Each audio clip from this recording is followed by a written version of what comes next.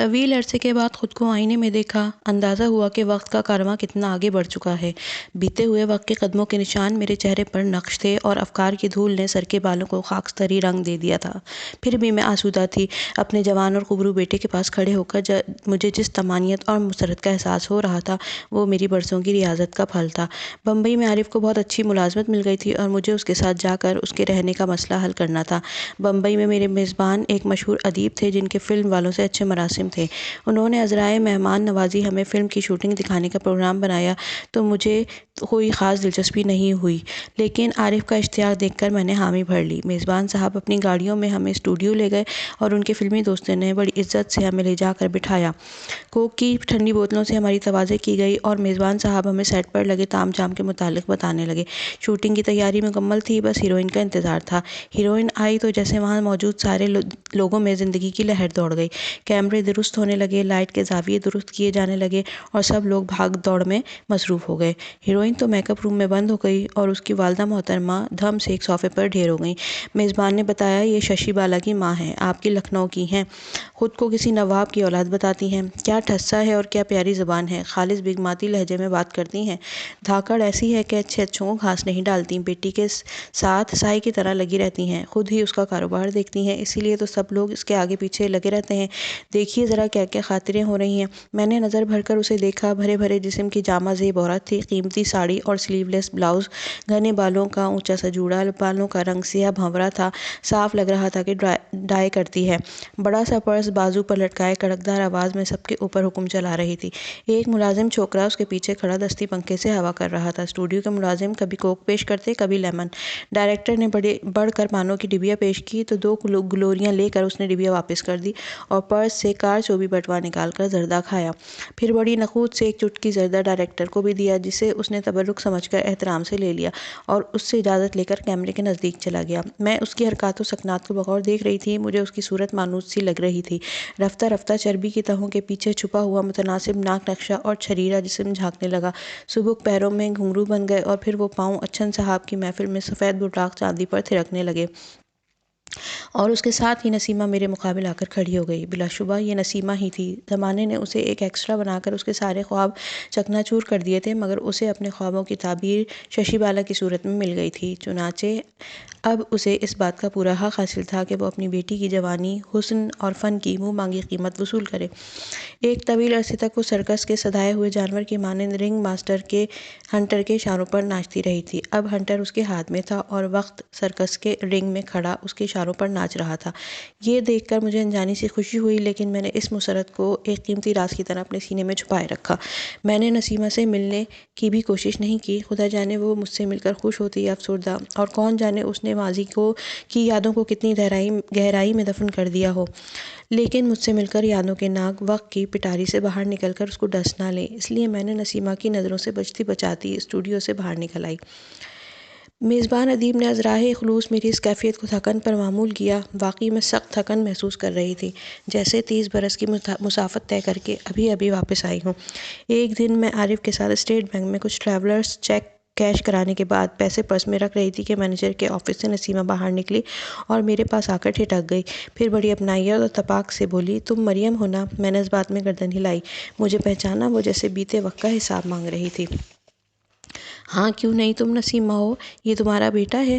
ہاں، اس کی ملازمت کے سلسلے میں آئی ہوں۔ ماشاءاللہ بہت پیارا بچہ ہے۔ اور بھی بچے ہیں؟ 2 بیٹیاں گھر پر ہیں، عارف سے چھوٹی ہیں دونوں۔ خدا ان کی عمر دراز کرے اور تمہیں اپنے بچوں کی خوشیاں دیکھنا نصیب کرے۔ نسیمہ نے بڑے خلوص سے دعائیں دیں۔ میرا جی بھر آیا۔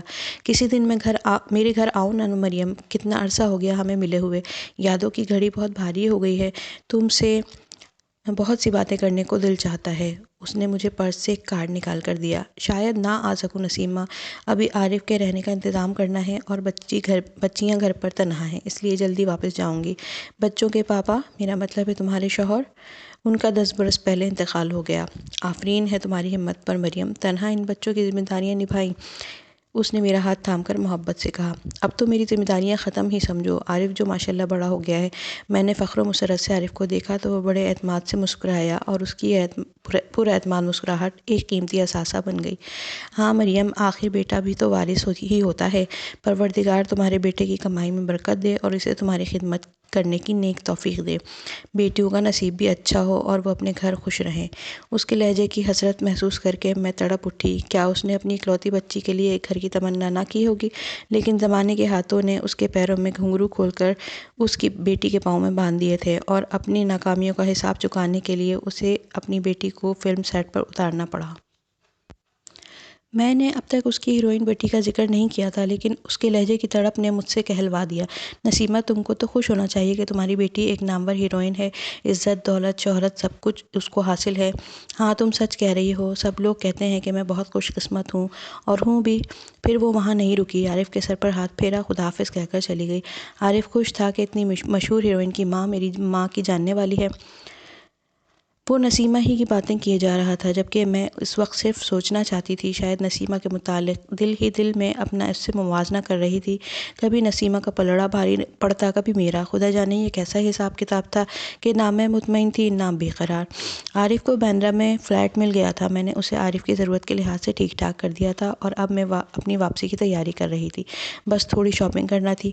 مرین ڈرائیو سے گزرتے ہوئے اچانک نسیمہ کا خیال آ گیا۔ ٹیکسی ڈرائیور کو پتہ بتایا، ٹیکسی رکی تو کرایہ ادا کر کے میں 10 منزلہ خوبصورت عمارت کی لفٹ میں تیسری منزل پر پہنچ گئی اور مطلوبہ نمبر کے فلیٹ کی کال بیل پر انگلی رکھ دی۔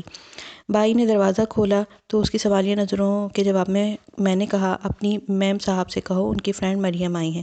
بائی نے مجھے لے جا کر ڈرائنگ روم میں بٹھا دیا اور خود دوسرے کمرے میں شاید نسیمہ کو اطلاع کرنے چلی گئی۔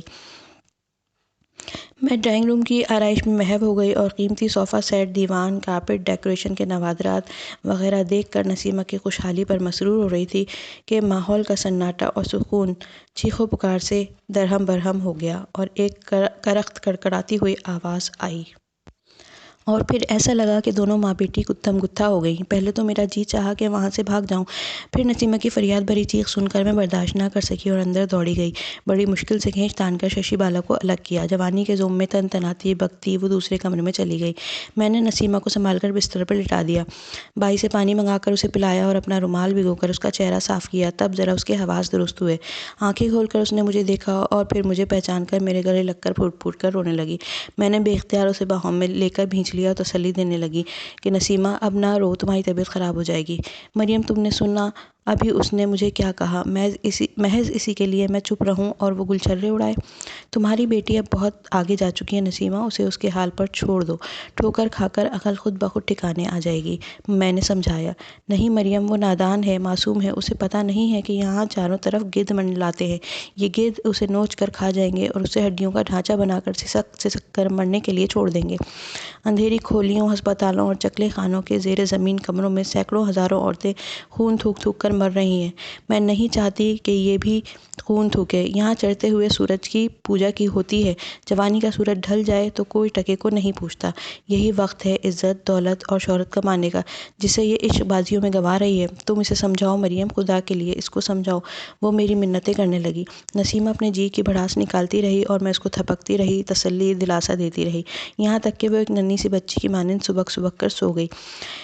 میں باہر جانے کے لیے کوریڈور سے گزری تو ہلکورے لیتے ہوئے پردے کے اس پار دیکھا، چوڑے سے بیڈ پر ششی بالا فوم کے تکیوں کے سہارے اوندھی لیٹی ہوئی تھی۔ اس نے لاپرواہی سے اپنی دونوں ٹانگیں اٹھا رکھی تھیں اور اس کی بلوری پنڈلیاں چمک رہی تھیں، اور وہ بے پرواہی سے کوئی میگزین دیکھ رہی تھی۔